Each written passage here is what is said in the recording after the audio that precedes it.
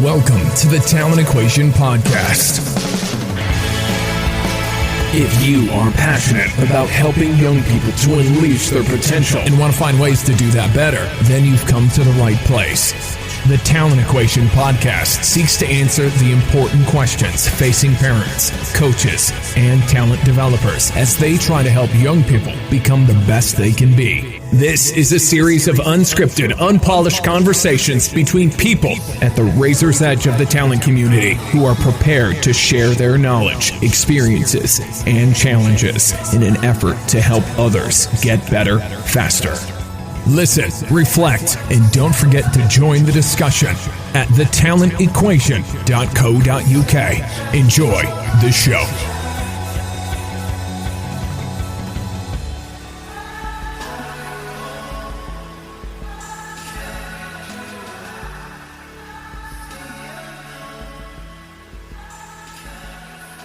Now, long overdue guest, probably the most long overdue guest.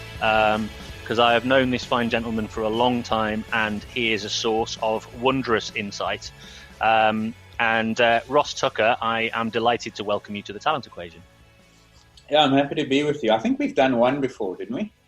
I don't remember actually doing one, a proper episode. It may have been we've done a recording of sorts, but I don't remember doing one, unless there is one out there, in which case I haven't published it yet, and I feel really bad. Unless it was just one conversation we had. We've had a handful of them, and maybe I just assumed it was a podcast thing. But anyway, it's good to be with you. They're all blurring into one right now. So first things first, it'd be good just to give people I feel like you need no introduction given your proliferation in the internet world and the stuff that you're sharing, which is super valuable. But for those of you who may not have come across any of your work, the brief resume, potted history, if you don't mind. Yeah, I'm not a fan of these things, but anyway, I'll try. So I am a physiologist, sports scientist. I studied many years ago here in Cape Town, got a PhD in 2006, and then I had my first midlife crisis, my quarter-life crisis, I call it, because I didn't want to get stuck in academia. And so luckily, as I was finishing up my PhD, the university started a postgraduate in sports management through the commerce faculty. So I put one foot in that world and kept the other one in academia. I did both of them, and then I spent 3 years working in business for a company that actually does sports sponsorships and sports strategy and high performance consulting. So that was different. That ended in 2010, and then I went back to the university, spent another 4 years there. My second quarter-life crisis hit, and I then got a job offer from World Rugby at the end of 2014. The guy who's the chief medical officer there is an Australian, Martin Raftery, and he said, would I like to do a bit of work with him? I said, I'd like to do a lot of work with you. So I left the university and I started working as a consultant to World Rugby. I guess we'll talk a little bit about that, but mostly my job there is to help them gather evidence around player welfare issues so that they can make sound decisions around law and safety and player welfare. So that's been my main thing since 2015, but it's cool because it's as a consulting job, I do have other opportunities. So I've kept a few other things going. Was quite involved with the Semantics thing earlier this year, the website, now the podcast that we've begun. And I do a little bit of private sort of consulting back here. I guess going back a step, my PhD was on fatigue and performance and how the brain regulates performance. So what limits us? Exercise. But I'd say my main passion is that performance stuff. So I've done a lot on East African runners, talent ID and development. The strategy stuff around performance is for me the most interesting. I think that's how we connected. Yeah. Was because, I'm a scientist who has some tools, and then there are people who come up with plans, and the plans and the tools need to be aligned, which they not often are. And so that's the bit that really interests me, So yeah, that's a rundown, I suppose, of where I've come from. And definitely that's a beautiful segue into talking about that strategy stuff, because I think one of the areas where we probably face-to-face connected was when you came over to support some of the work we were doing with England Rugby around trying to build a consensus around talent development. And you've got some really interesting and fascinating thoughts about talent development systems that I want to dig into. Before we jump into that, though, you also have launched recently, as a little side project, this fantastic podcast called the Science of Sport Podcast, which has been accompanying me on my many journeys across the UK. And yeah, I mean, it's a fantastic project. I think, you know, you're still in the relatively early stages of it, but you cover a load of different bases, and in particular, and this is definitely something I want to try and circle around in the conversation. You call it Science of Sport, but in reality, you're covering it's very kind of multidisciplinary, because whilst obviously your background is as a physiologist, you're also looking at lots of different angles around. I mean, you could call it the sports philosophy and science podcast, because you cover a lot of ethical dimensions and things like that as well. Yeah, I mean, in case my somewhat sardonic story of my life to date with my quarter life crises didn't make this clear, I have a tension with science. Yeah. Because I don't think that sports science, especially, I mean, I can't speak for physics and chemistry and all these other sciences. I don't think sports science does a particularly good job of relating itself when actually it should be the most relatable field. Because, I mean, how many friends do you know who read the paper from the front to the back? Most people I know look at the front page, then they flip it over. Yeah. And they listen to sports podcasts, and they talk to friends about sport, and they spend their free time and their pleasure time, their leisure time engaged in sport. So we have this, in my opinion, really wonderful privilege or luxury or opportunity of meeting people on something that they choose to be interested in, you know? I mean, if I was a nuclear physicist, I would have to have conversations with people about neutrons and quarks and whatever else it's not. Whereas now we can talk about upcoming World Cup or some big story and so on. So the podcast is just another way to get the message out. I mean, why did you start a podcast? Two reasons for that partially. I've been very fortunate, I suppose, in my life and career to be able to meet some really fascinating and interesting people. I include you as part of that, and through those conversations that I've been fortunate enough to have, that's helped to shape my thinking around things like talent development, human development, coaching, et cetera, et cetera. And I felt that for a long period in my career, I didn't get to do that. And I felt, well, that you've got to find a way of capturing these conversations and sharing them with others. And we have this medium called podcasting, which is, you know, essentially on-demand audio that's, you know, exploding. And I've always enjoyed listening to other people's conversations. And I felt to myself, well, it's about time I sort of joined that community. And then also there's a selfish component as well, which is, it's a really, really good way to stimulate conversations with people, which helped me on my ongoing quest for personal development. Yeah. So I think those two things are exactly the reason for me. So I started the website Science of Sports in 2007 because that was the way you communicated outside of academic journals. And that was the main purpose about that was to translate. You know, I remember coming up with this idea of you watch sport at the weekend, you know what happened. Now who's going to tell you how and why and explain a little bit of the hidden side of sport, you know? And then Twitter came along. And it turned that discussion into bite-sized chunks and sometimes not very helpfully either. But now podcasting is the way to do it. So this friend of mine, Mike Finch, who was in the media, he and I have spoken for many years about doing something like it. And then his job situation changed a little and it gave us the chance to do the podcast. And so now we go for it. And as you say, for me, the idea is to break what I think is sometimes a myopic view of sports science when it approaches these issues, you know. So that's the idea. So yeah, I'm glad you see the breadth of how we try and discuss those things, because I think it's important. Yeah, totally. And that's one of the things I think that really makes it accessible. The breadth being that you're touching on subjects that I think resonate with people from the perspective of, you know, their day-to-day lives. And so, I mean, one of the things I definitely want to talk about is one of your more recent episodes where you did a whole episode on cheating. Because as I was listening to that podcast, I found myself thinking, oh, I've really got some stuff to share with Ross on this one. Because I did my undergrad on basically cheating. And so I've definitely got some things I want to kind of explore with you. Anyway, I promised that we would start in the talent development systems space, and circling back to that. I guess the jump off point, right, just as a way of kind of introducing this, was I remember you came across to a conference. No, we actually had this conversation, I think, on a boat going along the River Thames over a beer following the actual consensus discussion. And we were kind of, I guess to a certain extent, exploring with each other some dynamics around talent development systems and the value of talent development systems. And you put a particular slant on it, which I'd not considered before. You almost kind of brought the world of economics to talent development systems, looking at talent development from the perspective of almost like a value system around production. You may not be able to remember this, but I'm hoping that sparked your memory, and you might just sort of start there, and then we can see where we go in terms of conversation.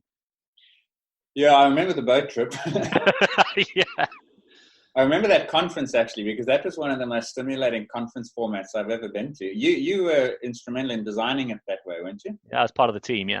Yeah, because what we did there, for listeners, was it was a 2-day, might have been 3 days, but you'd set up almost 2 independent bodies of expert. One was the presenter body and one was the evaluator body. Yeah. And you had people come in and present on different aspects of talent ID, and then the evaluator group then took their input or took their presentations and turned it into some kind of consensus statement. It was very good. I thoroughly enjoyed it. And so my slant on talent ID is very much informed by that 1 year, that postgraduate I did in sports management and business, and then my subsequent time in the business world, very short-lived business stint. And it's that talent ID is fundamentally a business decision, because it's a budgeting resource allocation exercise. Yeah. And when you understand that, then you understand that coaches, parents, high performance managers, anyone in the sports system, even athletes, can't afford, anyone in the high performance system has to respect that resources are limited, number one. Yeah. And number two, that it's every decision you make is basically a zero-sum decision. So when you select a team of 11, the selection of a person into that team means the exclusion or the non-selection of another person. What are the implications of that? So when you start approaching it from that direction, budgeting, and you see that there's obviously a strategic imperative for talent ID, there's a tactical imperative behind talent ID, and then there's the operational stuff, how you identify talent, which is the scientific aspect of it. Then maybe your perspectives change, because you start to understand that actually there's a cost benefit. There's an efficiency and an effectiveness score that you should be able to allocate. So if I'm Barcelona scouting players in South America compared to Southampton developing players of my own, how do I evaluate success? Yeah. Money in, players out, but players out brings money in. So it gets, in my opinion, it gets really fascinating, because you can start to actually quantify success of the system through more than just how many players are in my first team 10 years later. And also not just quantify. I mean, because there's another quantification aspect here, which I think drives some of this decision making, which is one absolute world beater is equal to 15 good players. Exactly. So, and that's really important, because then the other economic principle that drives this whole system in a direction of inefficiency is opportunity cost. Because if you don't pick that young world beater and someone else does, the cost of not selecting is potentially higher than the cost of selecting badly 99 times. So that drives inefficiencies, because you're prepared to waste money on 99 in order for the 100th guy to be the world beater. Or are you? Because I've seen recently, and you know more, many clubs have actually stopped doing academies because they've recognized that the inefficiency rather isn't worth it. Indeed. So, yeah, so I think when you start to respect the business aspects of talent ID, the business principles that inform it, the inclusion, exclusion, you can start then understanding all the mistakes and all the inefficiencies. So for instance, take what I said about it being a zero-sum game. That means that inclusion is the opposite side to exclusion. You pick one, you can't pick the other. Yeah. But now that means you can now understand that there are three common mistakes. There's an inclusion mistake where you pick the wrong guy, which always is linked to an exclusion mistake where you didn't pick the right guy. Yeah. And then, because there have to be, those two things cannot be separate from one another. And then there's the management error where you provide the wrong environment to the non-selected player. So once I made my pick, what do I do with the guy that I didn't pick? I think that hurts systems more than the management and the environment provided to the guy I did pick. Yeah. So for instance, here in South Africa, we have under 13, under 16, and under 18 provincial rugby. So this would be like your county, I guess, rugby, regional. Yeah. Only 25% of the players who are in the system at 13 appear in the system at 18. So 1 in 4 of your best 13-year-olds will be your best 18-year-olds. But now look at it from the other direction, because it means that 3 out of 4 of your best 18-year-olds weren't in the system at 13. Mm. So what were they doing then? Mm. Maybe the environment that was provided to them is... So clearly there are errors from 13 all the way, propagated all the way through to 18. And I think that if you could fix that by even a few percent, what comes out at the end is a better product. But yeah, no one's quantifying that I've seen anyway. And the solution so far, or at least one of the prevailing cultural solutions, seems to me, and I think this is massively counterintuitive, not counterintuitive, it's almost like counterfactual in many ways, that talent development policymakers or decision makers think that the solution is either more, so increased volume, or earlier. Yeah. Which is the opposite of what probably where the efficiencies would come from and the effectiveness would come from. Right. So the inefficiency grows the earlier you go. Yeah. There's no doubt. And that's true because physiology is so important for sports performance, and you can't accurately assess physiology until later in someone's life. So there's this watershed at adolescence, and there might even be another one before at puberty, which really sets people on a path to being predisposed for success, or rather, let's not say predisposed, but limited to not be successful. Like there are certain sports where you don't get through the door unless you have certain attributes, and you can't identify those attributes until 16 or so years of age. So delaying is better. But again, that's all good and well in a physiological theory, in a world where the only thing that matters is sports science. And I've used this analogy before. Imagine as a scientist, let's say a health epidemiologist, I was to stand in front of a group of small business owners and say that all the science in the world has proven conclusively that drinking coffee, as you are doing right now, is dangerous before 10 o'clock in the morning. And therefore, based on the best science, nobody should sell coffee before 10 a.m. Right? If everyone just listened to that in a purely theoretical sense, they would listen to my advice and that would happen. Coffee shops would only open at 10. But if one guy recognized the market and he saw that people don't care and they will still buy coffee at 8 o'clock and he opens his shop, he will be the only surviving person in that room. Does that make sense? Yes. So how does that apply to sports science, in case this is too abstract? Is if you stand in front of a group of people and say, you guys should all delay the selection of these young players until 16, there'll be one person there who'll say, no, I'm going to pick at 13. That guy will be the one who might survive because he's the only one because he'll snap up all the resources.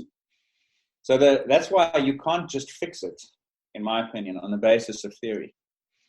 No, so you have to turn theory into policy. Yeah, and you've got to recognize and respect that there's a degree of inertia. There's a degree of almost irrational behavior that drives the decisions that people will make. And you can't just impose a theoretically optimal solution on the real world. Yeah. Because you've got to ask, why do people go younger and younger, even though most people who pick young would probably tell you that they know that this is less likely to be it's the same thing as buying shares. Yeah. You go to those venture capital guys, they'll tell you that, the earlier we put our money behind these startup businesses, that we recognize we're more likely to lose our money. But if we don't, we're also likely to lose Facebook. And that's billions. So I'm quite happy to sink 10,000 here, 10,000 there, because one of them will be Instagram, Facebook, or Uber, whatever. Yeah. And if you tell me, no, I should wait for them to be established businesses, then my return is lower. So I'm not going to do that. So that's where, it's efficiency. We know the inefficiency gets bigger, but I don't know that you can just fix it without understanding the inertia.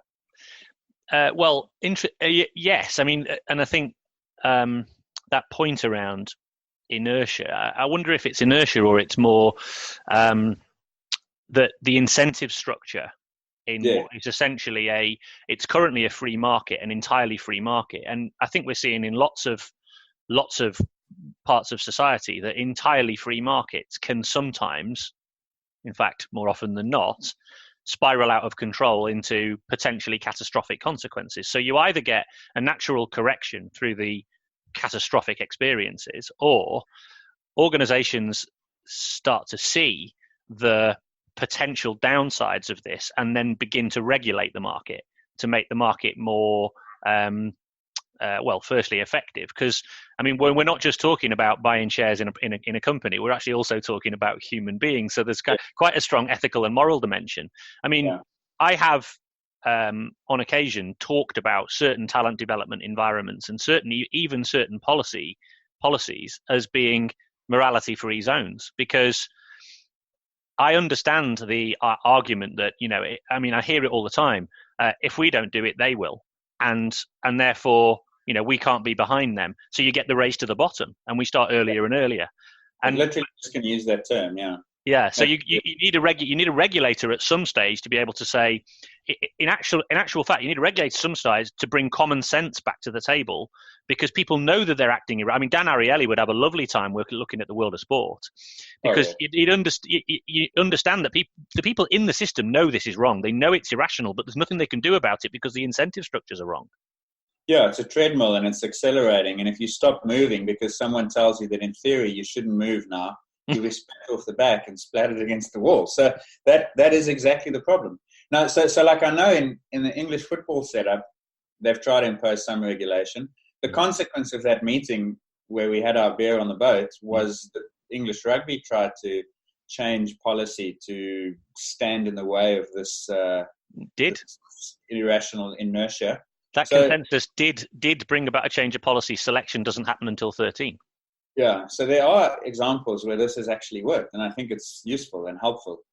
But yeah, it's almost like if one party decides to break rank, then everyone else will say, actually, we can't be left behind. We're going to follow this, even if it is in the wrong direction.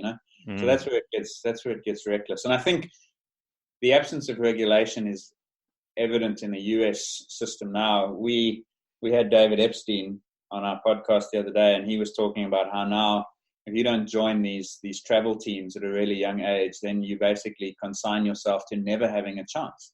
So again, it's that race to the bottom. Professional athletes are now committing at the age of 11 years old. Or the perception is that if you don't join the travel teams, you'll never have a chance. Right. In reality, you could argue that the level of churn within within the kids who go into these single sport travel teams, and it's the only thing they can do all year round, the output of that in terms of chances of making it are, I think, inverse. Therefore, there's a perception amongst parents that unless I do this, my child's never going to have a chance. Whereas in actual fact, I think the absolute opposite is true. And that's certainly David's contention, isn't it? Yeah, and that's where it gets really interesting, because then you realize that the inefficiencies created at one point by one group of decision makers actually create opportunities for other people to potentially capitalize on if they're smart enough. And that's where things, I think, get quite interesting, is you can ride out that initial inefficiency and that suboptimal system. But then what's the main goal of your policy is you have to keep those non-selected people viable for as long as possible, right? Yeah. So what does the system have to do to keep that 13-year-old who doesn't go into travel teams and academies and whatever else it is? How do you keep him alive long enough for the cards to be played at 16, 17 so that he can come back in? And I think the biggest failures are when you make those definitive decisions and you shut the door, Yeah. I think that it's a difficult thing. I mean, I look at a lot of these things now from the perspective of an ecosystem. So, in fact, I was at a conference just the other day where they were talking about like the different influences on an individual within a particular ecological niche, and looking at the various influences from a kind of macro level around things like, you know, kind of policy direction and all those sorts of things, and then right down to club level and individuals and coaches and all these sorts of things and the way it plays. And I think about it like, I mean, even as a parent, knowing what I know, you know, I've got kids who are starting to enter, my eldest is starting to enter into the kind of various talent pathways of sports. And we chose to, I mean, he's only 11, right? So we chose to opt out of the county system in 2 sports he's involved with. But I tell you, even as a parent, knowing what I know, I still feel kind of like I have like a visceral response to that, like I'm doing something potentially wrong. And it's kind of, I mean, if that's affecting me, so I've got the difference between heart and head. And if that's affecting me, knowing what I know, then there's another side of this, which is, you know, what does a parent perhaps who maybe hasn't spent all their time all their spare time studying sports policy and talent development, how do they react to that? Well, they kind of just go along with the flow, don't they? And it's like a herd mentality. I can understand how difficult it must be. Yeah, so can I. I'm not in the same boat as you with kids who have to think about these decisions, but I see it with my other friends, and they've got 3-year-olds and they're thinking about what's he going to be doing at the age of 12, 13, and how do I expose him to the right environment. And I've got a friend who's traveled with her son to 5 or 6 countries around the world on soccer tours and so on. And all the eggs are in that one basket, you know, they're all in. And you think, well, what's the backup here? So yeah, these are emotive decisions that people make, and that's why they go astray. It's that opportunity cost fear thing. If I don't, what then? But everything around you is pointing you in the opposite direction. So, like, for example, the specialization narrative is, I mean, I think lots and lots of people understand that specialization is almost like works against, you know, they pretty much know it, right? But there's the knowing and the doing, and yet they're still putting kids into talent systems. You've got governing bodies who say, yeah, we want late specialization. We don't want to get people, but then they run like talent development environments that run all year round, so kids that kind of can't have to specialize because they've got no choice. It's like specialization by stealth. Yeah, we don't force kids into this, but the provision is there, and the kids feel, or the parents feel like the kids have to be there, and therefore they can't do anything else. And then you see enormous amounts of burnout and waste, and then they can't channel back forward. I don't know. It's almost like it goes back to your point about irrationality. I remember seeing a rugby union. I won't say which one, but they had an LTAD model, you know, long-term athlete development, and it specified very clearly at the age of 16 you did XYZ, at the age of 18 you did ABC. But then when you looked at that country and what was actually happening on the ground, the things that were meant to be happening at 16 were happening at 12. The things that were meant to be at 18 were happening at 14. So everything in the whole model was just shifted left by about 4 years. So the theory just doesn't work. And that's, again, where you can't impose these theoretical solutions onto real landscapes where real people make these decisions with incentives that aren't accounted for by the theoretical models, you know? So I think that's one of the ways in which I think the organisations involved in, say, policy making, traditionally the response would be, for example, so like even in rugby, what we said was, right, we're not going to have selection until 13. Great, good policy, etc., etc. But sometimes those policies can be too blunt an instrument.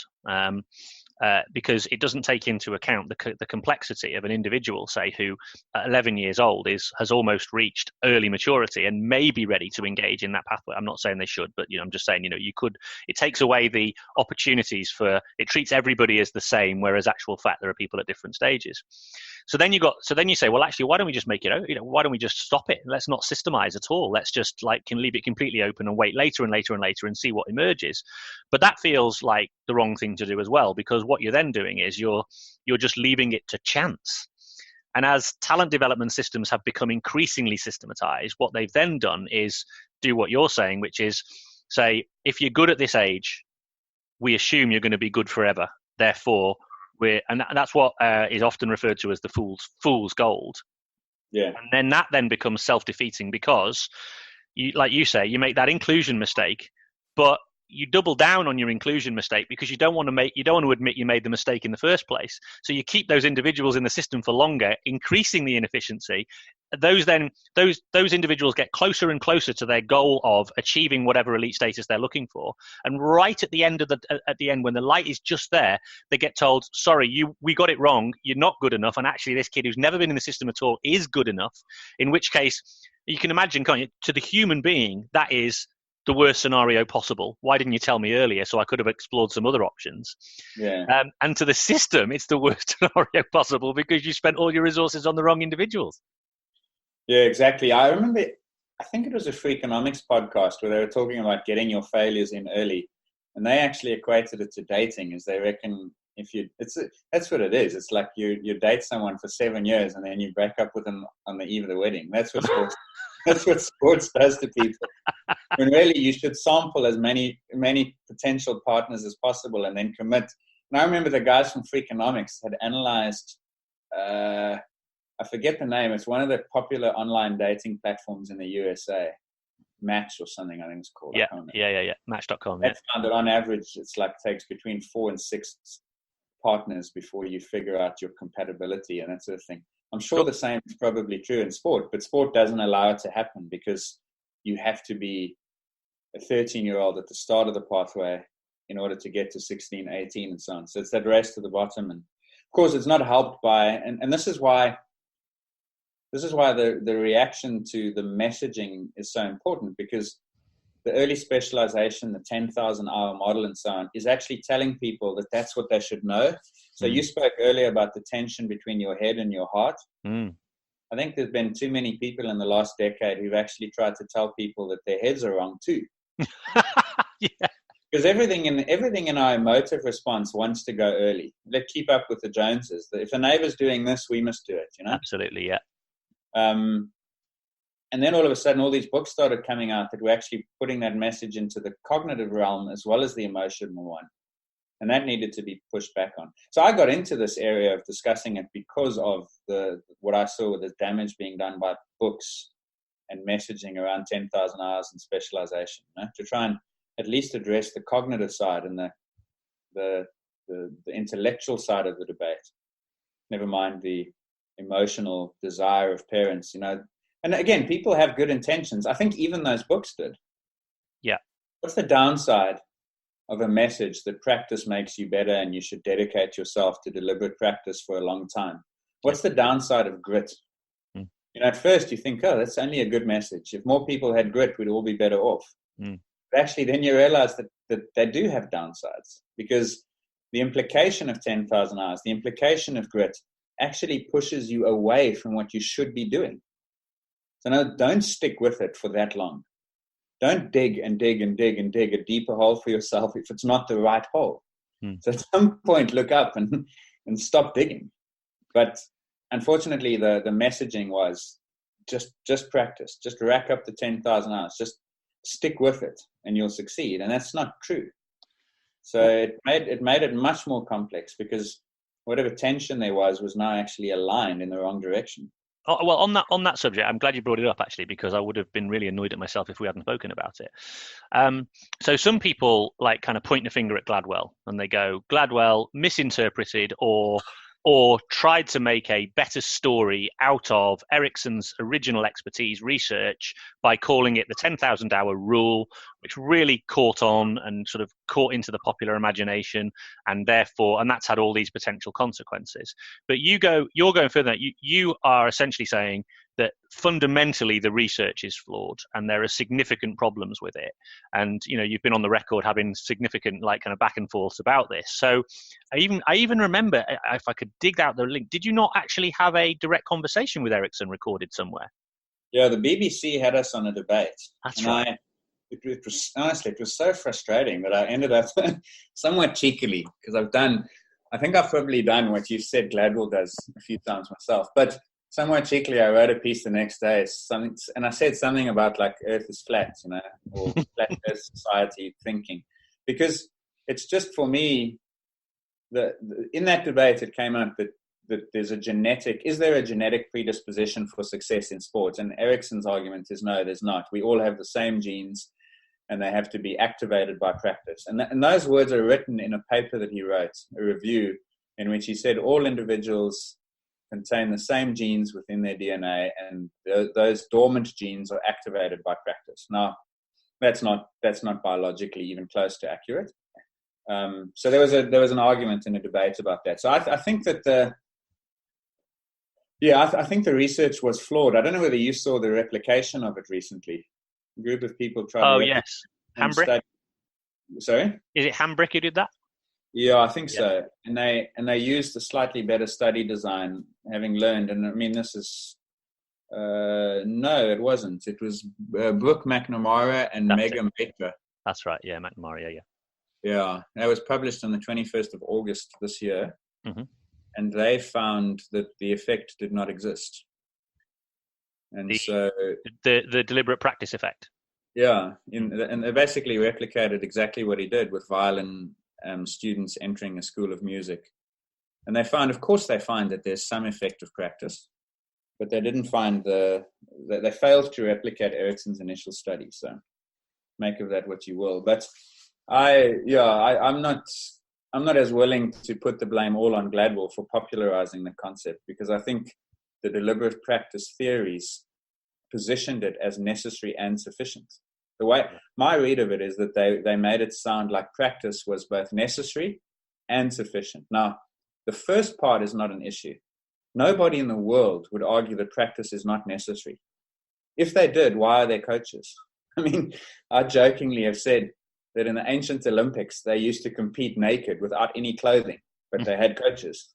So in the hierarchy of what an athlete needed, clothing was lower down than coaching. If human beings have ever felt that practice wasn't necessary, then we would not have coaching. People wouldn't train. But no one thinks that. It's a straw man argument. But the second part of that, is practice sufficient? That's the problem, because the language in that, and I mean, I know the one quote because I've used it so much, was that the attainment of expert performance is primarily constrained by your engagement in deliberate practice. Those are literally the words. Now, is that true or not? I guess it depends what primarily means. Is it 51%? Or are you saying that it's basically the only thing? And I just think it got distorted to the point where it was positioned as the difference. Who practices more? And that's not the case. And it also, to repeat, I think it drives unhealthy behaviors.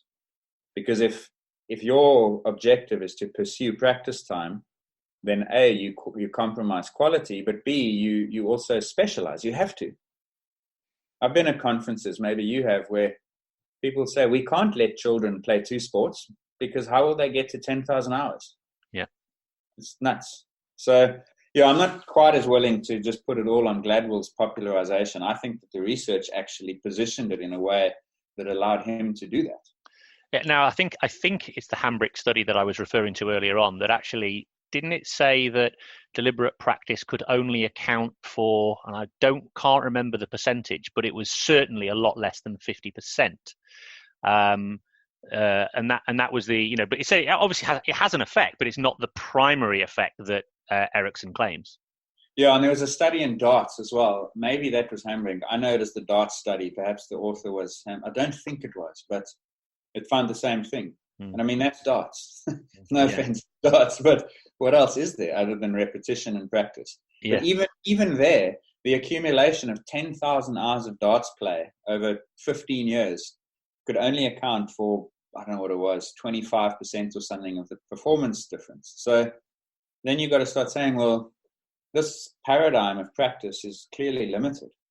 And I suppose my question there is, how many other variables would they be considering? I mean, there's an infinite number of variables, I suppose, but we would consider. I'm assuming we would consider physiology, et cetera. We would consider, I don't know. I guess your learning capabilities. There's probably some stuff around working memory. I guess I don't know. But out of the array of variables that are contributing, I guess that question about primacy depends on how many variables that you're assessing. Does it not? Yeah, and there's too many to assess because these outcomes, even a simple outcome like darts, is too complex to reduce to even a handful of things, I would have thought. And then the other thing to consider on that as well is that in a game like darts, where, like you say, it's about, kind of, there's very little else, it's not like it's got huge physiological components, so the other variables aren't necessarily included. But in dynamic games, team games, invasion games, where there are so many variables, not least of which by the fact there are other people involved on your own team and on the other team, then those variables just become enormous, and so it can't purely be around the practice bit. The other thing I think is really annoying about Ericsson sort of making, or I guess overclaiming in the research, is it lost one of the other important messages. So the point about necessary, like practice matters, yeah, we know that. Putting a volume on it is like unhelpful, because actually the other part of the message was quality of practice also matters. But it's almost like everyone's forgotten that, because all we cared about was the big number. Yeah, you put the number up and it's a billboard, and everyone just looks at the lights on the billboard, and that's true. And I suppose in fairness, Ericsson has written about practice needs to be deliberate. Now, one can contend that play versus deliberate practice might actually produce certain benefits that deliberate practice doesn't give you, especially in some sports. If you look again at the journey followed by many young athletes, footballers, and so cricketers, I look at Steve Smith. I mean, when Steve Smith was obsessively hitting a ball against a wall, Bradman even, was that deliberate practice or play? Anyway, this is a theoretical argument. But Ericsson has written, for instance, that you and I both drive cars, but we wouldn't equate ourselves to Lewis Hamilton, because when he drives a car, he's doing something at a higher quality than we do, so therefore he's better at it. Yeah. So that was recognized, but you're right, it was lost. And also, I think your point about the distinction around play, I think, is an important one as well, because I think so for example, I think that prompted Cote to come out with the concept of deliberate play, which for me is a complete oxymoron. But that's not to say you can't play deliberately. It's just to say that the idea of there's a thing called deliberate play. Let's not turn play into anything else it needs to be. It just needs to be play. Now, what you can do with play is you can start to do things with playful experiences that mean that there's an increased focus on aspects of performance, if you want. Yeah. And that's actually one of the contentions of this podcast.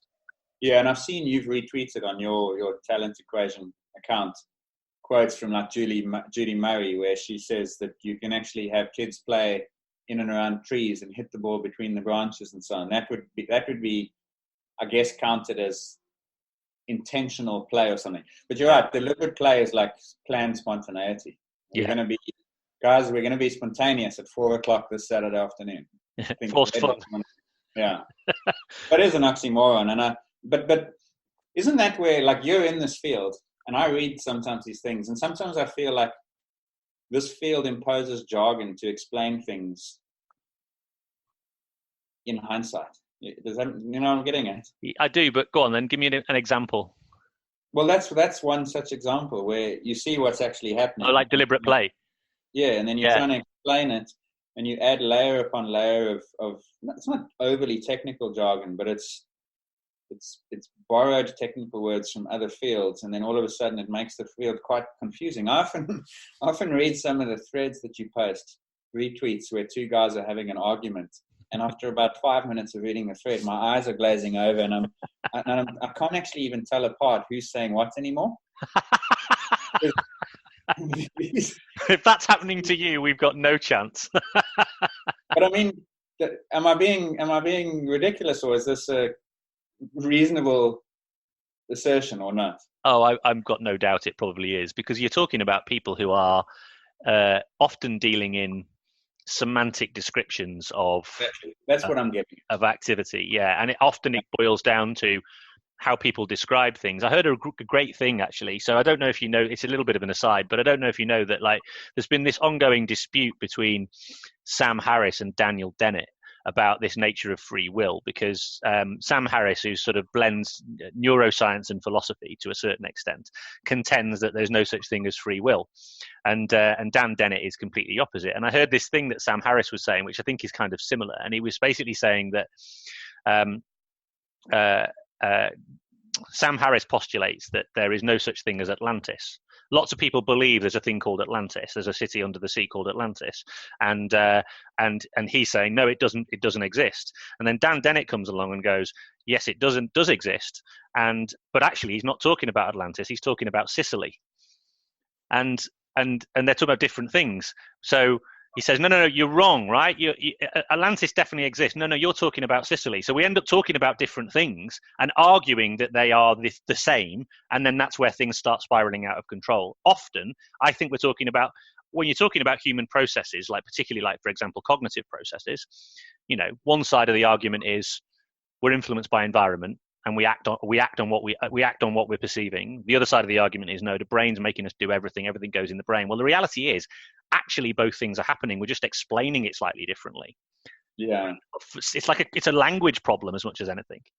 Yeah, and that's what I was getting at. So when you said semantics, that's the word I should have used. So I understand why people introduce these terms like deliberate play and so forth, but I do sometimes think that it takes the debate in a semantic direction that eventually complicates it a little bit. Yeah.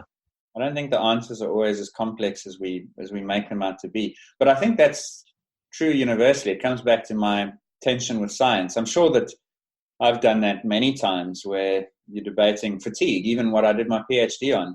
And you've got two people evaluating the same athlete, looking at the same person, and they'll explain it in two different ways that are actually complementary. But because of the way science works, they seem as though they're in opposition with one another. Yeah. And it's quite ridiculous. It was one of the big disillusionments to me actually about science was how I remember going to my first conference, and we were coming into this with this model about how fatigue is regulated in anticipation by the brain.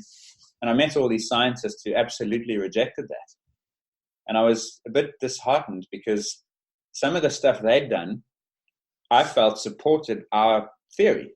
Some of the stuff we'd done would support theirs, but no one was willing to reconcile these two opposing models, even though they were, it's like building a puzzle. I've got a piece, you've got a piece, but no, we can't both use it because you reject it out of hand. It's frustrating. And you're right as well, because very often, like you've got a piece, and if sometimes this stems, in my view, from I'll give you an example. Actually, I was at a conference recently where that exact same thing happened. You had so almost like their sort of hardcore neuroscience stuff going on, right? Where you basically had people putting electrodes on people's brains, putting them into some kind of simulated experience, where it might be a video of, in fact, they did this, right? Where, you've got a video of somebody running up, like who's a rugby player, and they've got to move in a certain way. And what they're doing is they're looking at how to, what happens in the brain that stimulates movement. Okay, so the study does all this work, really nice experiment done in a lab, not done in the real world with all the dynamics of the real world, but it does say that when people see these sorts of things, it's around deception and stuff like that, these things in the brain happen. That's interesting, but it tells us nothing really about how one might go about developing an individual to be able to make these kinds of perceptual decisions. Yeah. And on the other hand, you've got people saying, right, look, we did all this kind of work with a load of athletes, and we trained them in this way, and they began to make some different decisions. And isn't that great? And again, the bit that's missing is, but what are the processes going on in that so that we can really understand them with quality? Now, I then said, look, wouldn't it be great if we could almost bridge this divide a little bit, right? Could we not get the lab stuff done with people in the practical context and start to almost design difficult but kind of more rigorous, I suppose, experimental designs where one can inform the other in such a way? Now, in my head, that seems theoretically very possible, but I know it's practically very difficult. Yeah. But that would really move us forward, in my view. Yeah, it's almost as though you got one group of people who are studying C, another group of people studying A, and no one's thought to link them with B. Yes. But I reckon so I did a little bit of work on biomechanics, because at one point there was this fad about barefoot running and how everyone should chuck their shoes away and run barefoot like our ancient ancestors used to, and you'll be faster and less injured. And that was really interesting to me, because it was another example of this populist science that was driven by a book, and the research was a decade behind. So we did a bunch of studies on it. And I remember there as well, the world of biomechanics is the same. You've got hardcore biomechanists and engineers, and then you've got clinical practitioners, and there's no one building a bridge between those two worlds. And that's been the case easily for 3 decades. I'd imagine that this thing on coaching has been the case for as long. Yeah. And we'll get, and that divide will only get larger, I reckon, because the sophistication of equipment and technology will allow those purists, the specialized scientists, to do even more intricate studies on their world and leave the real world even further behind. Yeah, and I'm definitely guilty of a bit of that myself, to be honest. I'm definitely trying to challenge a prevailing narrative around the way kind of coaching works, which is a kind of linear model, by presenting a more non-linear approach, and I'm doing it by making a case for a non-linear approach, and in so doing, that can come across to a lot of people as being quite dogmatic, but I'm trying not to be. I recognize that there may be value to the other approaches. I'm just exploring one because I've done all that for ages, right? So I don't really want to go back there. I want to really kind of commit myself to sort of finding out more about how I can practically apply some of these different ideas. But I understand how that can end up polarizing. Yeah. Even there, though, like we've just been talking about how in your world things mean things that they don't always mean on the outside. Like, as you said that, I was like, I wonder what linear and non-linear means when it's applied to coaching. So if you were to ever present to an audience and they didn't understand that model in which certain words mean certain things, they would probably go, I wonder if that's relevant to me. Well, I don't present it in that way. I present it from the perspective of there's basically one way of thinking, which is develop somebody's technique and then apply it in context. Skill being technique applied in context. So firstly, we have to understand what skill is. So the traditional model is develop a load of techniques, and most coach education systems basically teach people to teach techniques and then go and apply them in the context. The nonlinear approach says technique emerges from an environment based on the tasks demanded on the athlete and the organism.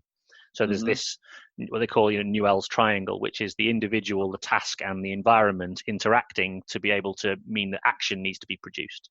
So there's a different way of conceiving it. So one is environmentally driven, the other one is organismically driven, if you like. Okay. Yeah, makes sense. And that's where the argument and tension comes from, because, if you like, there's this centuries-old approach, probably driven a lot by Taylorism, around almost like mechanistic approaches to human development. If we reductionist approaches, really, if we build this block and this block and this block and this block, eventually we'll have a high performing athlete. The, I guess, ecological perspective is saying, well, actually, if we place people in these types of environments, let's see how they adapt to it, which is kind of a very evolutionary way of thinking about human development. And there's obviously a tension between those two. Yeah. I like the Darwinian or Darwinism model of sports performance as well, I think if you just expose enough people to the environment, you filter out the things that are bad and you keep the ones that are good.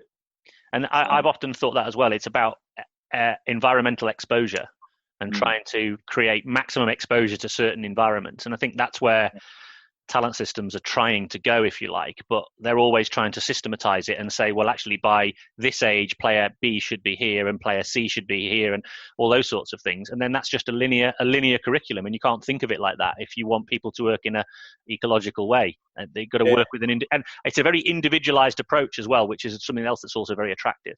So something I've often thought about is because obviously having studied East African runners, I'm quite familiar with the Kenyan, Ethiopian model. Yeah. The same could be said of Jamaican athletes. Yeah. They seem to me to emerge from a system that has very little formal structure. That's right. So to what extent do you think the Western developed world is trying to artificially create the same thing that they do by accident? Because when I talk about Darwinian sports performance progression, I think Kenya, where there's 200 kids meet, well, not kids, 200 men or women will meet every day at the local corner, and they go out and train, and the top 5 will be Olympic athletes and the other 195 will not be. Yeah. And it doesn't matter whether you're 16 and precocious or 23 and a late developer, the system will identify you purely because it's so attritional and the strongest survive. Yeah. So it's always interesting to me to think that people are trying to recreate what happened organically or naturally there. Yeah, exactly, and trying to systematize it and almost say, right, let's take the core again, reductionism. Let's take the core ingredients of that and try and build it into a system, and then recreate it. And in so doing, they actually take away what is effective about, because it's not what's effective about that system is it's not a system. It's an entirely organic, exactly, yeah, journey.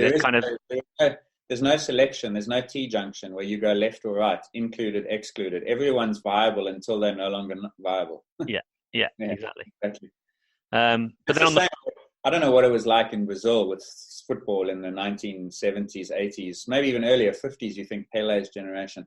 But I would imagine that's how it was. You just had 10,000 people playing. Yeah. And it didn't matter whether Pele was the smallest guy playing with a group of 16-year-olds or the biggest guy playing with his peers. If he was the best, he was being found. Tell you what, that takes me on a really good example of actually that idea of kind of trying to systemize stuff. So in Brazil, you've got thousands and thousands of people playing football in favelas, in small areas, using modified balls that are basically made from whatever's available in the area. So you've got small areas, very condensed, lots of bodies, and this particular type of ball. And that gets referred to as football de salão, football in the room, which becomes futsal, which then GB or England takes and goes, oh, we now need futsal leagues and we need to play formalized futsal in order to be able to be as effective as the Brazilians are and have better tactical creativity, and then we've got better players. But the magic ingredient is missing. Exactly. Yeah. The play component. Yeah, exactly. It's almost like you've got the recipe. Here's the recipe to make the greatest soup in the world, but there's one thing, one pinch of something you can't put in there. So I said at the start, as we were intro, because I've got to segue onto this as much as I'd like to continue down this thread, I'm going to just jump us across onto a different thread, which is this thread about cheating in sport. Yeah. So I wonder if you wouldn't mind kind of opening with your kind of opening salvo on this, because I haven't necessarily got some stuff to challenge you, but there's definitely some observations I wanted to make on your kind of thesis around cheating in sport. I don't know that my thinking on it's evolved enough to be called a thesis, first of all. Thesis is a daunting word that has different implications for me. So I think cheating is pervasive in humankind. Mm-hmm. So people will cheat even when there's no incentive to cheat because they have themselves the incentive to do it. So this is not an original thought, but I was reading up in preparation for that podcast on the aforementioned Dan Ariely's work.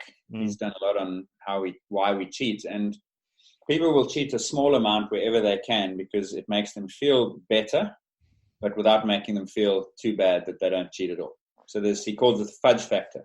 Right.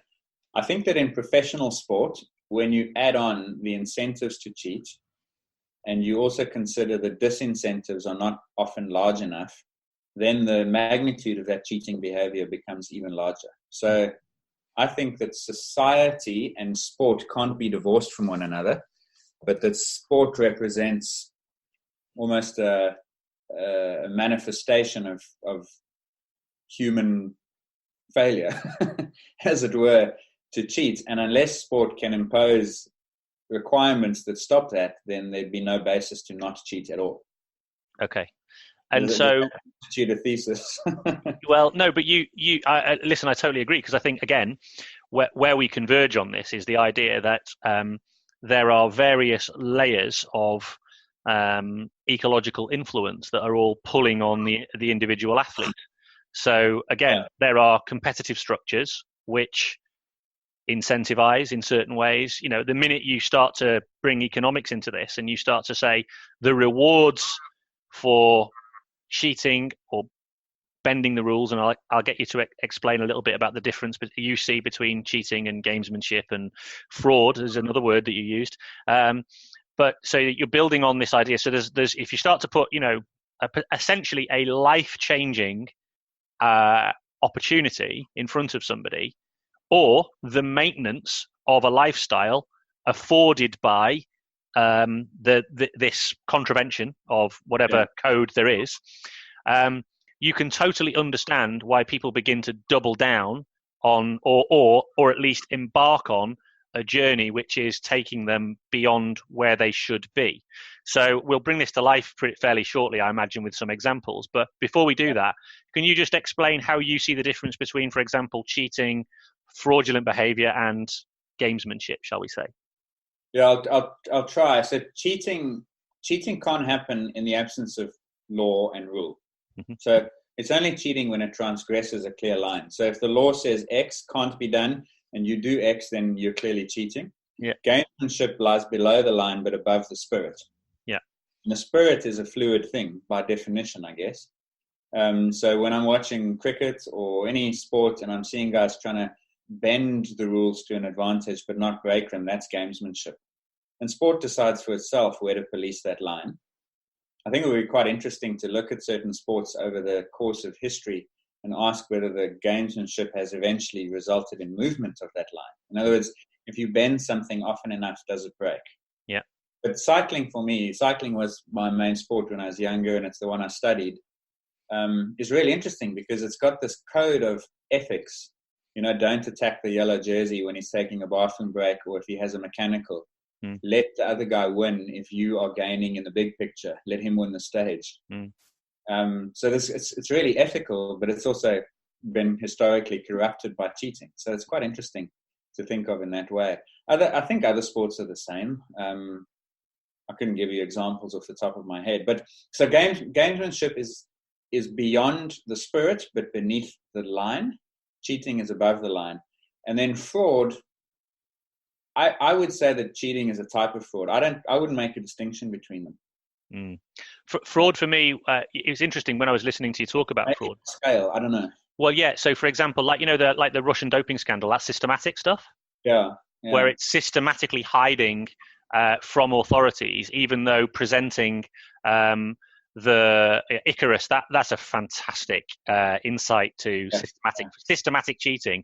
That's fraudulent, isn't it? Because you're presenting a veneer of and Lance Armstrong. That's fraud, right? You've got this veneer of fairness, and even presenting an image of we're doing this the right way. You know, we are the epitome of goodness in sport, and then that turns out to be the opposite. You've got some issues with Sky from a similar perspective, haven't you? Saying, we are going to be cleaner than clean. We're going to do it there.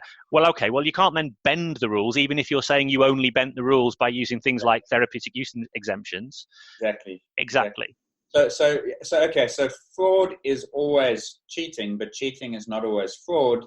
Yeah. And the difference is the degree to which you are trying to deceive the person that you're doing X when you're actually doing Y. Maybe that's the difference. And also, it's the intentionality, the period of time, the scale. Because, for example, cheating for me might be a momentary thing. You used the example of Luis Suarez, who handballed it on the line, didn't he, and got sent off, and then everybody thought he was a hero. Yes. Golfers who cheat when there's no one watching them. Yeah, the leather wedge. Exactly. And you'll improve the lie of the ball just because you can. Yeah. Why would you do that? That's spur of the moment cheating, which I think highlights that fudge factor bit. You don't cheat by changing your score by 6 shots, but you cheat by moving your ball a little bit better to get a better lie when you've just missed the fairway. So yeah, that's cheating. Can be impulsive, spur of the moment. Fraud is systematic, pre-planned, and tries to present one face when actually the other one is being worn. Now, the bit that I thought was interesting was you started to talk about gamesmanship and presented gamesmanship. It's a form of cheating, and you said it's sort of cheating, and you used a couple of examples around cheating. And I had a little observation on it that I think is really interesting. Well, I wanted to share with you just to see what you thought about it, actually. And this goes back to my kind of undergraduate degree, which was a long time ago. So I may well butcher this, and if my supervisor's listening to this, he probably will kill me. But the nature of the way rules are drawn up determines the amount of gamesmanship available within a sports context. Yes, I would agree. I think that the rules create the box. Yeah. And what goes into the box and what lies just outside the box varies depending on where you put those edges. Yeah, so like you talked about, an example you used was, for example, for a period of time, like in a scrum, there would be a situation where, for example, in scrum, you say, right, why aren't we doing a move off the back of the scrum? Because we use scrums to get penalties, right? And you said that is cheating. So I would argue that's not cheating.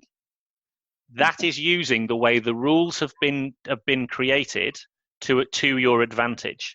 If you were to rewrite the rules, you wouldn't see that behavior necessarily happening. So what you're saying is that exploiting the rules is not cheating. So is TUE's cheating then? Therapeutic use exemption. Let me come back to that, right? Because you know more about that than I do, and I will come back to it. But I wanted to just expand on it. So, for example, in basketball, it's a convention, for example, that if you're kind of running up towards the basket and you've got a defender there, that what you do is you sort of move towards them so they make contact with you, and you get a free throw, right? Rather than taking the difficult layup, you get a free throw. That's called buying the foul.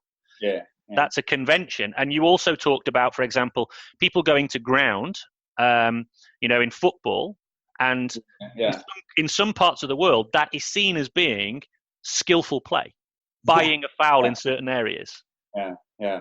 Now, that's to do with the fact that rules are designed to say, the rule basically in football is if somebody makes contact with you, because it's a non-contact game in theory, right? So if somebody makes contact with you that causes you a disadvantage, all the referees in the world are now asking me, what the hell are you talking about? Right? Cause you a disadvantage, then that is an infringement. So players then use the fact that that rule exists as a means by which to gain an advantage. Right. It's not cheating; it's using the rules as described. But you could argue whether it's ethical or not. But it's still within the boundaries of the game. So the scenario I can almost see the slow motion replay is there's a loose ball 30 yards out from goal, last defender's coming across on the angle, and the striker, whoever it is, Suarez, if you want to pick on the guy again, beats the tackler to the ball by half a second, nudges it forward, and then what they do is they leave their back leg dragging behind them. Yeah, to make the contact, Yeah, and of course it gets hit, and now they go down, and there's a red card, and okay, not anymore, but it used to be a red card and potentially a penalty. Yeah. For me, the act of leaving that leg behind is looking for the penalty and looking to have the opponent sent off, and I call that cheating, but I understand what you're saying. I get it. So this is. So I would say it's unethical, right? There's nothing in the rules that says you're not allowed to leave your leg in deliberately in order to buy a foul. If there was a rule that said that would be cheating. Yeah. By my own definition of cheating requiring a rule, I've been trapped into recognizing that it's not cheating. So you're not wrong, I agree. But even more broadly on this, don't you think sometimes that society creates these rules to plug these little exploitations? Absolutely. I mean, so what does a sports law book look like in 60 years? Yeah, well, so there are. I remember talking to one of the referee development managers at the RFU when I was working there, and he said to me, there are 147 possible penalties in rugby. Is that all? There might be more by now, and probably combinations of the two. Indeed, yeah, and so more reasons. Yeah, and in the chaos of a game of rugby, apparently in any particular breakdown, there's likely to be about 4 or 5 different infringements happening at any one time. So it happens to be the way the arbiter interprets that situation is obviously very challenging, which is actually a very big challenge for rugby.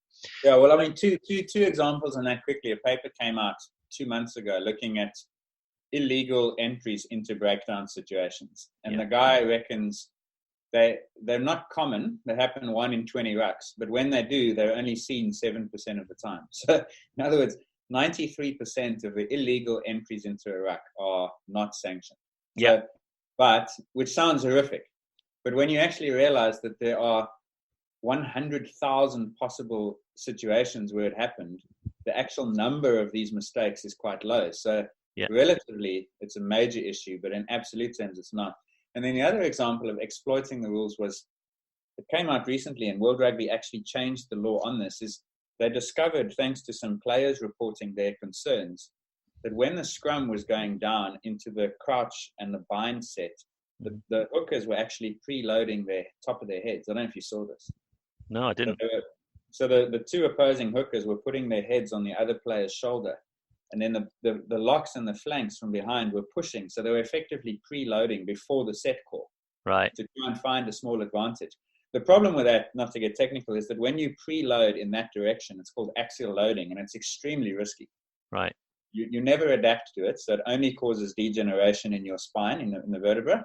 Yeah. And if you slip off that preload, then it could be even more catastrophic. Yeah. So they had to change the law to take away the possibility that players would preload. So that's an example where it wasn't written that you must keep a space between your head and your opponent. So therefore they didn't. Yeah. To try and find an advantage. Now World Rugby has plugged that gap by saying that there has to be a small space there. So every time you see one, you try and, it's like a kid in the dike wall, and he's like, here's a leak, there's a leak, there's a leak. And yeah, so it's whack-a-mole. Whack-a-mole, isn't it? You exactly. knock one down, it pops back, another one pops up. But eventually you're going to run out of fingers. Well, the thing is, or eventually it becomes beyond the capabilities of a sporting arbiter to actually effectively arbitrate. So going back to your point earlier on about 93% of illegal entries, part of the reason that they aren't penalised is if they were, there wouldn't be a game, or there wouldn't be a game as we know it to be. Yeah, that shows to me the uselessness of those kinds of prohibitive rules. So there's different types of rules. There are rules that describe the game and describe how the game should be played, descriptive rules, and there are prohibitive rules, regulatory rules. There's rules that regulate behaviour, and then there's rules that are prohibitive, so rules that say you can't do this. If you do this, there's this sanction, right? And all of them bring about different incentives. So, for example, one of the most interesting games in the world, in my view, and also one of the most popular games in the world, is Ultimate Frisbee. Yeah. Where you don't have a referee. So the game is played. There aren't any prohibitive rules. There are just it was invented by hippies in the 70s, and they described the game as saying, right, this is how we play the game. So we play the game in this way, and basically the idea is. And it may be that this has changed, but I know certainly some years ago this was the case. The idea is that if you don't want to play the game as it's described and you want to do other things, you are no longer playing Ultimate Frisbee and stop playing. Yeah. And it's almost going back to childhood. If we're not going to play fairly, I'll take my cricket back home. A little bit like that. Yeah. I wonder if the game has changed since 1970 or whatever. It probably has. That's what I expect, because some guy came in and did something no one else had ever done. He's like, is that allowed? Well, we're allowed. The minute you have like the world championships of Ultimate Frisbee, and the minute you then put like $1 million on the winner, all of a sudden I think people are going to start to find ways in which they can do things that are probably not within the description of the game, and then you have to evolve that. However, the problem with the prohibitive rule is, like I said before, so for example, it depends how you describe it, right? So for example, if you said, I'm going to get this horribly wrong, right? But if you said in football, you're going back to that professional foul, they're leaving the leg in thing. Yeah. If you said that football involves, let's say, for example, if the rule described that when in the penalty area, defenders... I can't even think of how I would describe that, right? Because I can only think of it in a prohibitive sense.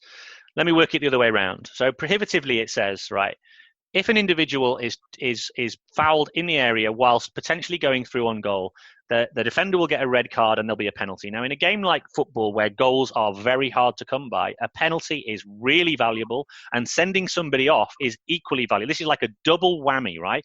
So incentives-wise, right, that is huge. So, of course, in fact, you could argue, right, that it's actually you're not doing your best as an athlete not leaving your leg in, because the rules are providing you with an opportunity to gain an advantage. So actually, you're not doing your best as an athlete not to do that. Yeah. You could argue it's actually unethical to the rest of your teammates not to leave your leg in to gain that advantage. Yeah, there was that quote, I think I used it on the pod, if you're not cheating, you're not trying hard enough. Yeah, exactly. And I mean, then, that's cheating when there's actually a law that you're transgressing. If it's ethical, then you could argue the same thing.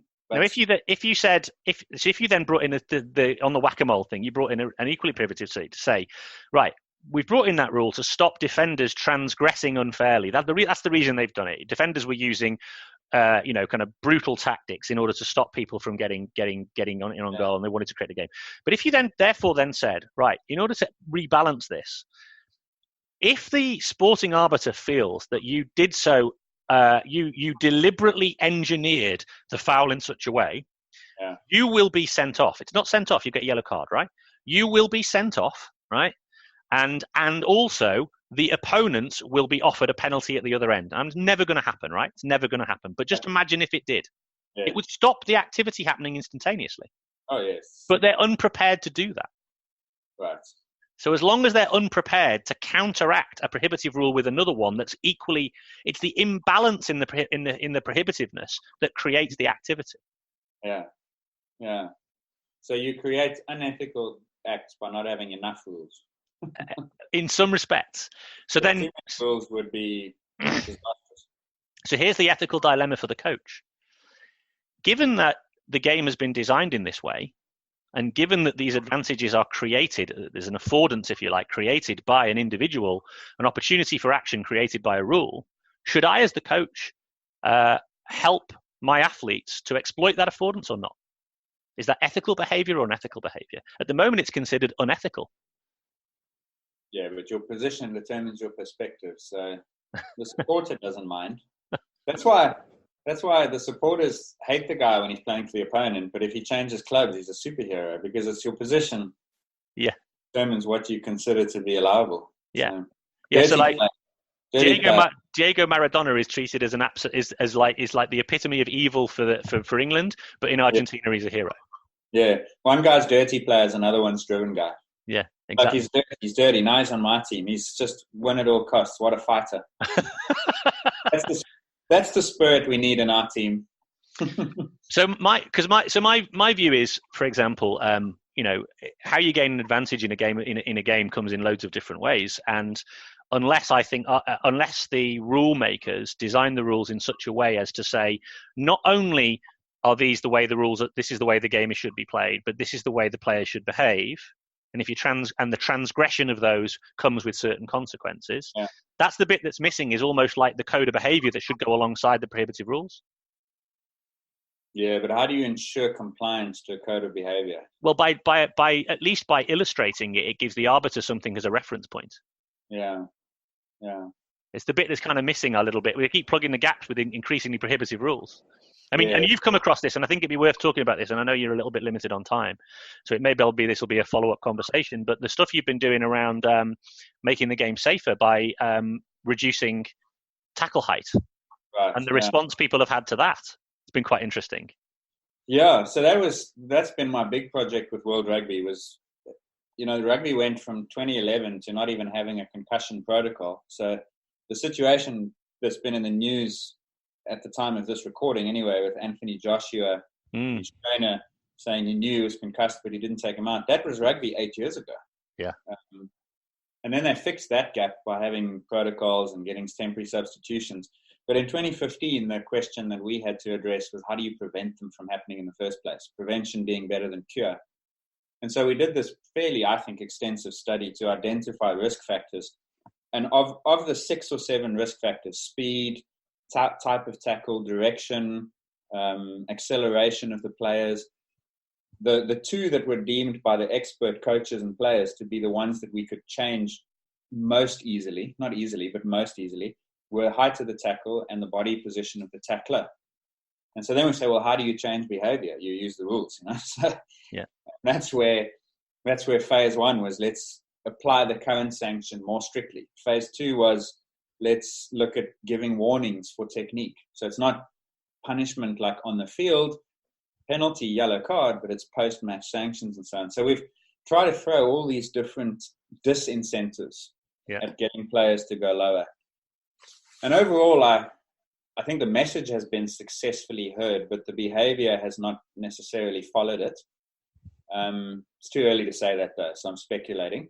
But where there has been rejection of that intention has been because people assume that it's too dogmatic, it's taking choice away. They don't always understand the desired outcome is a technical change in the tackle, not necessarily a legal one. Does that make sense? Yeah. So we're basically saying, here's the disincentive. If you go high, if you hit the head, you're going to be punished harshly. Yeah. So go for it. Do it if you want, but just understand that it's a risk reward now. That is more skewed towards risk than reward. Yeah. And by doing that, we wanted to nudge them lower. We wanted a 10 centimeter lower tackle height. Unfortunately, a lot of people have assumed that it means we wanted 2 meter lower or 1 meter lower tackle height, and that's not necessarily true. So it's become more polarizing than maybe it was intended to. Which it seems to me that any form of change to any form of sports regulation has that kind of polarizing effect, it seems. Especially when it could, in theory, have material impact on the game. So if in the 16th minute of a match you get a red card, that's 20 points that you might be about to concede that you wouldn't have. So then I understand it's emotive and it has a real impact. So yeah, it's been an interesting journey of change management, you know. Mm. And is it one that you're still iterating on in terms of trying to find the regulatory framework as well as the incentives, as well as the educational side? You're continuously kind of almost trying to come up with a way that will bring about the desired behavior. Yeah, because right from the beginning, I think everyone understood that ultimately you're trying to change technique. Yeah. How do you get a technique message across to all the world's coaches and players effectively?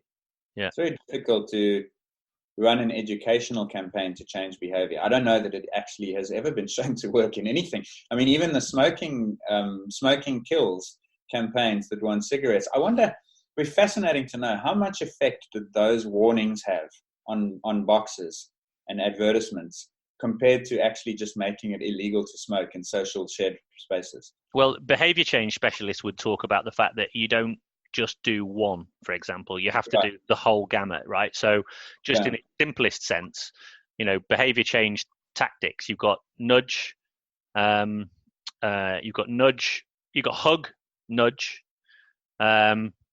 shove, and smack. Yeah.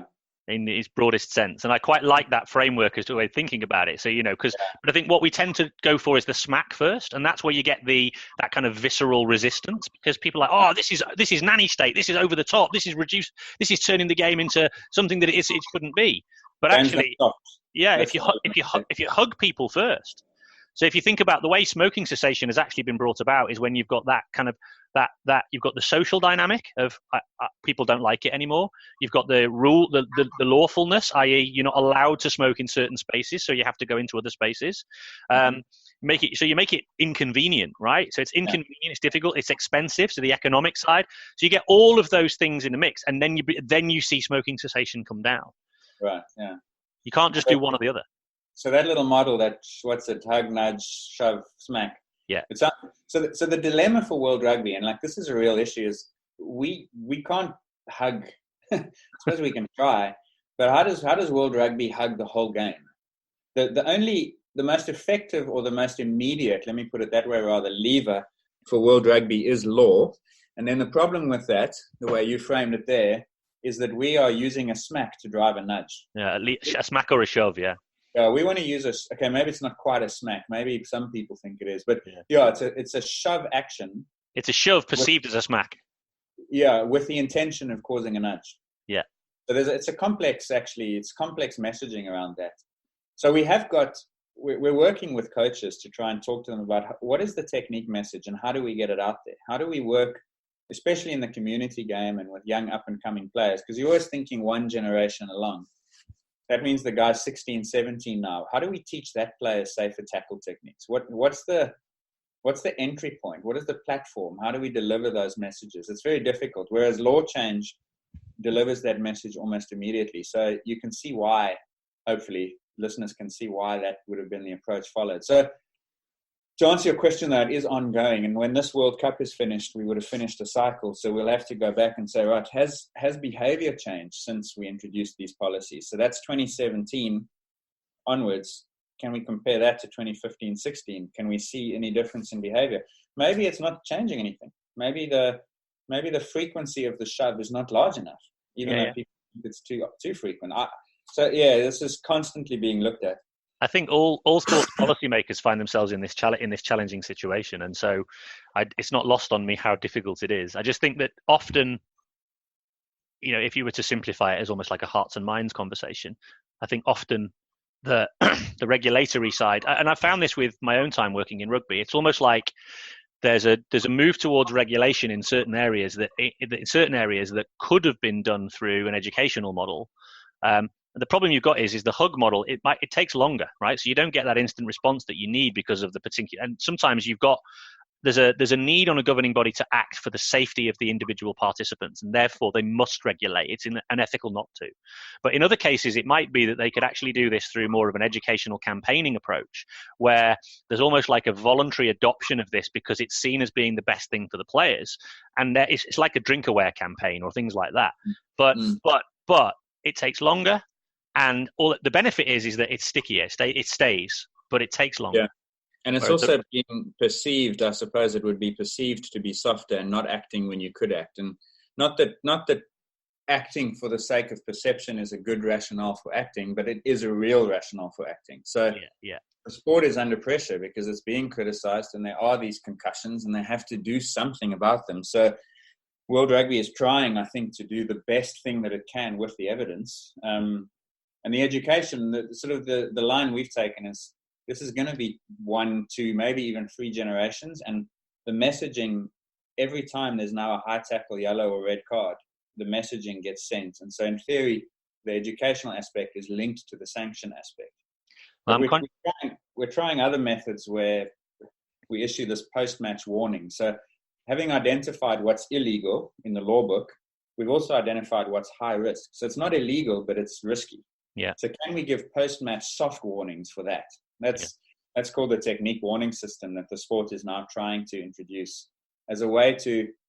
That's maybe the nudge as opposed to the shove. So there's all these different things that are being done, and of course lowering the height to the armpit is the most extreme intervention, which has been looked at not successfully so far, but everything's still on the table moving forward. As a parent with a child who started playing rugby last year, I worked in rugby, right? But this is the first time I've had a child involved.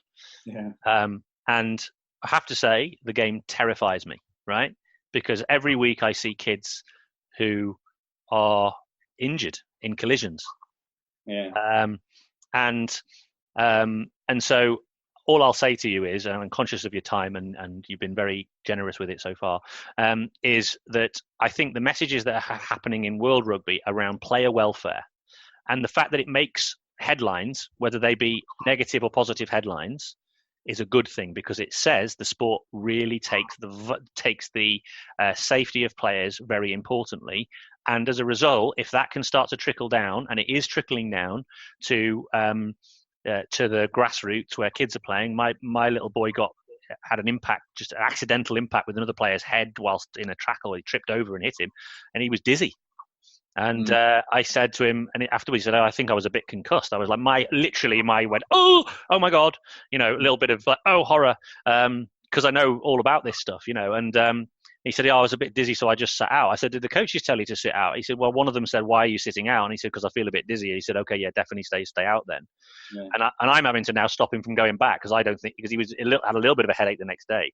So awareness, you're raising the awareness, and I think it's valuable. So whether it might not feel like it's a good thing, but I would say more power to your elbow. Yeah, and there's for sure no intention to stop. I mean, the pressure is on, and it's the right thing to do. So we'll try. Well, listen, I've really valued the conversation, and thank you for sparing the time to speak with me. We've covered a lot of bases, and probably with not sufficient depth. But I would like to, we've only got such limited time, and I'd like to sort of drill into some other areas that we haven't even covered tonight. I can't believe that was as long as time flew by there. So we've got, between the two of us, we now have 2 podcasts, which is one more than we had a month or 2 back. So you can come on ours and explain cheating more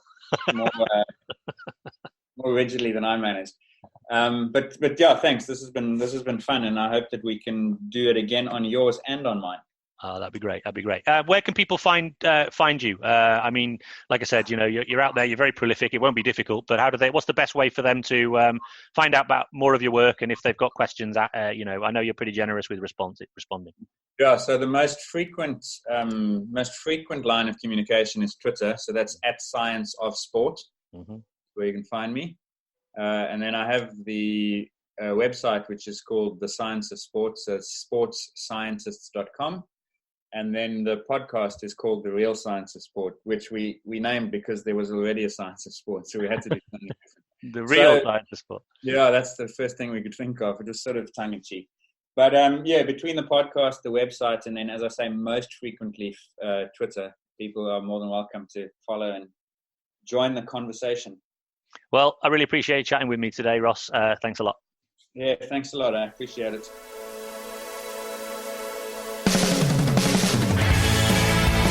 Thanks for listening to the Talent Equation podcast. If you like the show, then please consider supporting it by leaving a review on your favorite podcast player, telling your friends about it, or even becoming a hero and show your appreciation by becoming a patron. Just head over to thetalentequation.co.uk and click on the Becoming a Patron button at the top of the page.